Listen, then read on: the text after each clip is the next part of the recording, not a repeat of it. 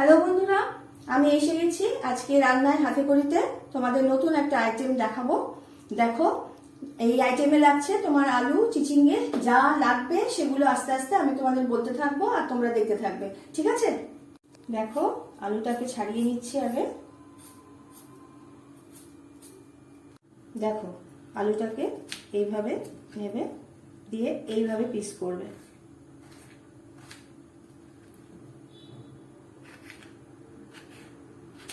দেখো, আলু আমার হয়ে গেল কাটা। এবার দেখো, এইটাকে ছাড়িয়ে নিচ্ছি। আমি তো ছুরিতে কাটছি, তোমরা যে যেভাবে পারবে কাটবে, কিন্তু কাটার প্রসেসটা একটু দেখে নিও। এইভাবে আধখানা করে নেবে। এই যে ভেতরের যে দিকটা, এটা ফেলে দেবে।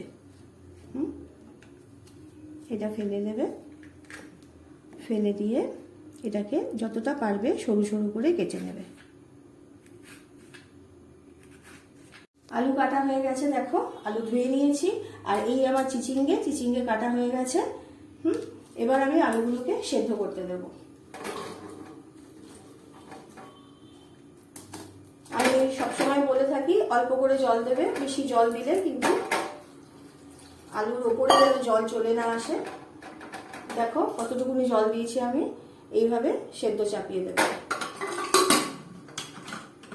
দুটো সিটি হলে বন্ধ করে দেবো। এই আমার চিচিঙ্গেতে একটু নুন দিয়ে দেবো, যাতে রান্নাটা করতে একটু সুবিধে হয়। নুন মাখিয়ে রেখে দিলাম। কি কি লাগছে একটু বলে দিই তোমাদের। সেটা হচ্ছে পেঁয়াজ লাগছে ভাজার জন্য, পেঁয়াজ, রসুন কুচো লাগছে, কিছু কাঁচা লঙ্কা লাগছে, টমেটো লাগছে, আর এটা হচ্ছে চিংড়ি মাছ লাগছে আমার কিছু। নুন হলুদ মাখিয়ে রেখে দিয়েছি চিংড়ি মাছ, এগুলো লাগছে। আর নুন মিষ্টি তেল এগুলো তো লাগছেই, এগুলো তো লাগবেই রান্না করতে করতে। তোমাদেরকে আমি বলবো, রান্নাটা আমি সর্ষের তেলে করছি। তেলটা একটু বেশি দেব, কারণ এই তেলেই আমার অনেক সবকিছু হয়ে যাবে। আমি মাছ ভাজবো, পেঁয়াজ ভাজবো। একটু তেলটা বেশি দিলাম। তেল গরম হয়ে গেছে, দেখো চিংড়ি মাছগুলো আগে ভেজে নিচ্ছি।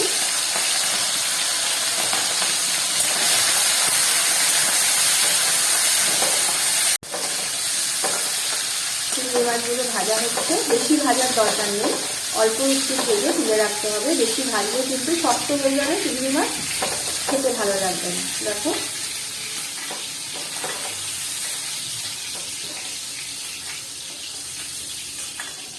চিংড়ি মাছ তুলে নিয়েছি। এই তেলের মধ্যেই আমি দিয়ে দিচ্ছি পেঁয়াজ। পেঁয়াজগুলো ভাজবো। পেঁয়াজগুলোকে একটু বেরেস্তা টাইপের করবো। পেঁয়াজগুলো ভেজে আমি তুলে রেখে দেবো। পেঁয়াজগুলো পরে ইউজ করবো রান্নায়। আমি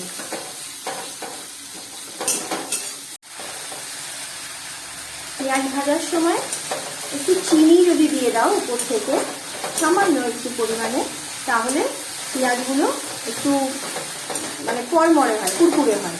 সেই জন্য আমি একটু অল্প করে একটু পেঁয়াজ দিয়ে নিয়েছি। পেঁয়াজগুলো ভাজা হয়ে গেছে আমার। এবার আমি তুলে নেব। আমি আগে তোমাদের বললাম যে পেঁয়াজটা আমি লাস্টের দিকে ইউজ করব।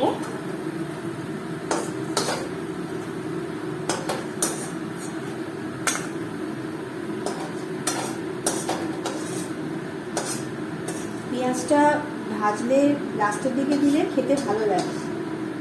প্রতিদিন রাত্রে ভাবি যে কি করবো, কি যে তরকারি করবো কিছু বুঝতে পারি না।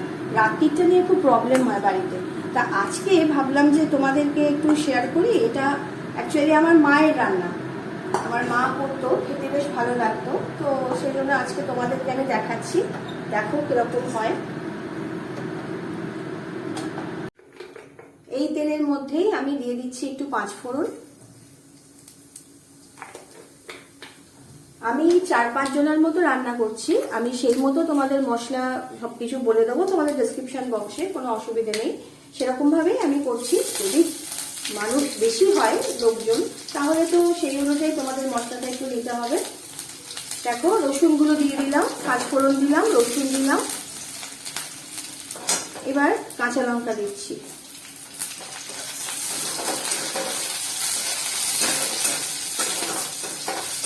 ফোড়নটা ভেজে নেব।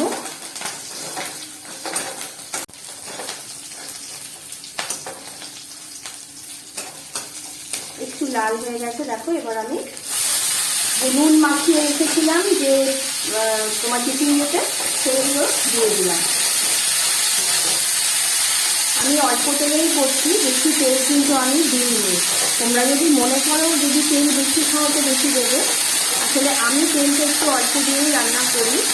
আমার কী বলবো, আমার ঠাকুমা তেল কম দিয়ে খুব ভালো রান্না করতো। আমি হয়তো সেই ধারটাই পেয়ে গেছি হঠাৎ করেই। আমার পিসিমারাও তাই করে, আমিও সেটাই করছি। আর আমার বাবাও কম তেলে রান্না খেতে ভালো বাসতো আর কি। সবাই এদিকে কম তেলে রান্না করে বলে ওই জন্য আমি চেষ্টা করি খুব কম তেলের মধ্যে রান্না করতে। আজকে কিন্তু আমি তেল একদমই দিইনি। তোমরা হয়তো ভাবছো যে তেল দিচ্ছে না কি রান্না, কিন্তু রান্নার স্বাদটা শুধু তেলের ওপর ডিপেন্ড করে না, বিভিন্নভাবেই ডিপেন্ড করে। সব কিছুই হয়, রান্নার কষানো, রান্নার মশলা, সব কিছুর জন্যই রান্নাটা সুন্দর হয়। দেখো আমি ভাজছি, একটু ভাজা হবে। আমার দেখো ভাজা হয়ে গেছে। যদি মনে করো কম তেলে করছো যারা, তাদের জন্য বলছি, যারা যদি মনে করো যে শুকিয়ে যাচ্ছে, অল্প একটু জল দিয়ে দিতে পারো, দিয়ে একটু চাপা দিয়ে দিও। আর একটু নুন তো মাখানোই আছে, নুন বেশি দেওয়ার দরকার নেই। দেখো আমার ভাজা হয়ে গেছে। এবার দেখো সেদ্ধ আলুটা ঢেলে দিলাম।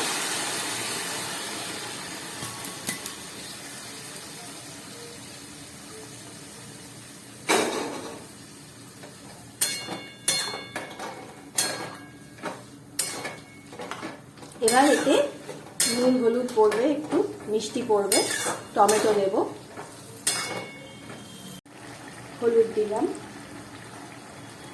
এই যে টমেটো পিউরিটা আমি রেখে দিয়েছিলাম, এটা দিয়ে দিচ্ছি। আর নুন দেব।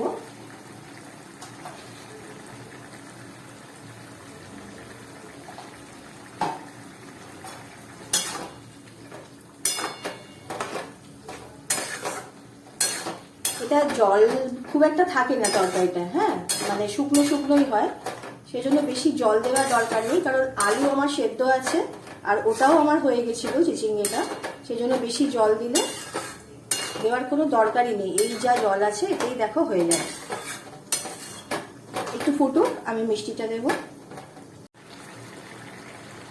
এতদিনে তোমরা জেনে গেছো আমি সব রান্নাতেই একটু গুড় ব্যবহার করি। গুড় দিয়ে দিলাম স্বাদ মতো। আর দেব চিংড়ি মাছগুলো।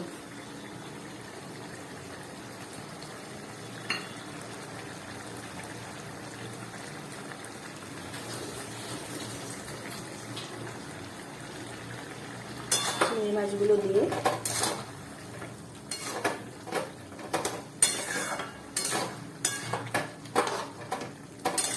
ভালোভাবে নেড়ে দিতে হবে।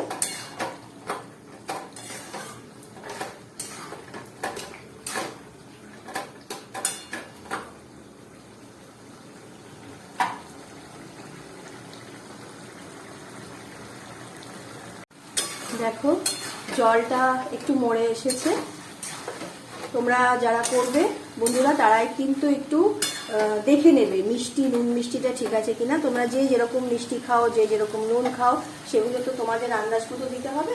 আমি তো আমার মতন দিলাম, যেরকম মিষ্টি। আর একটু বেশি কম মিষ্টি, যারা একটু কম মিষ্টি খাও তারা একটু কম করে দেবে মিষ্টিটা। কেন বলছি, পেঁয়াজটাতে তো মিষ্টি আছে একটু, আর পেঁয়াজে সাধারণত একটু মিষ্টি হয়ে যায়, সেজন্য পেঁয়াজ ভাজাটা দেবো বলে তোমাদেরকে বলছি একটু কম করে দিতে, যাতে তোমরা একটুখানি মিষ্টি যারা কম খাও তাদের সুবিধা হবে। আমি এবার পেঁয়াজ ভাজাগুলো দিয়ে দিচ্ছি। পেঁয়াজ যে একেবারে কুড়মুড়ে হবে সেরকম কোনো কথা নেই, কারণ এটা তো আর ওই বিরিয়ানির পেঁয়াজ ভাজা হচ্ছে না, এটা এরকম হলে হয়ে যাবে। পেঁয়াজ ভাজাটা ভালো করে মিশিয়ে নিতে হবে এর সাথে।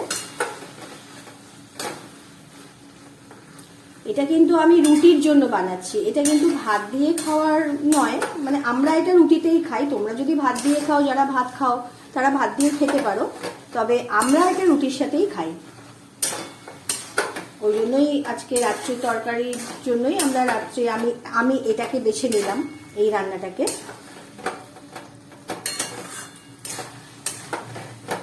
দেখো অলমোস্ট হয়ে গেছে। এবার আমি গ্যাস বন্ধ করে দেব। গ্যাস বন্ধ করার পর একটু ঘি দিয়ে দেব। ঘি দিলে তরকারিটা খেতে ভালো হবে।